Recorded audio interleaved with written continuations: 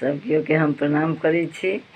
आ अखन जे छै से हम बेटाके सिद्धांत गीत लऽ के आयल छी।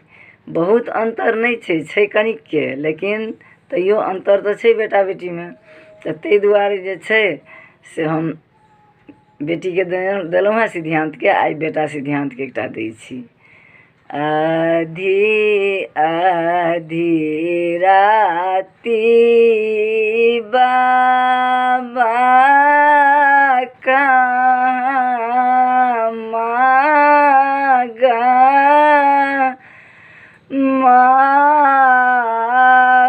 माओला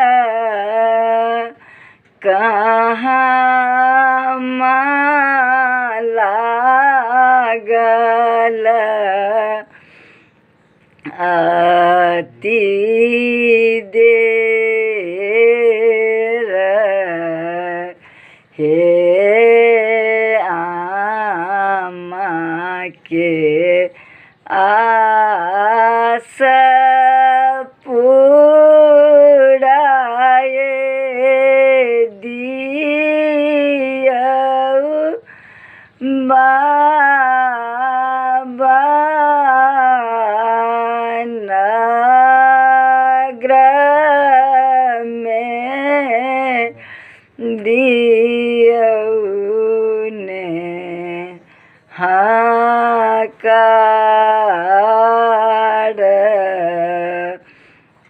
हे गाम के पछिमा एक काली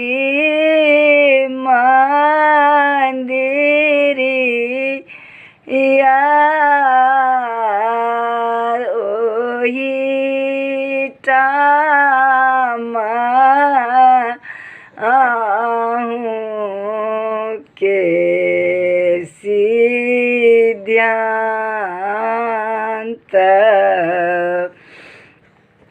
हे पान परसैते बाबू अते देर लागल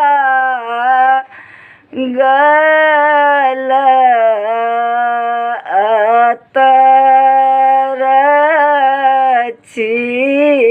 छीटैते आधी राति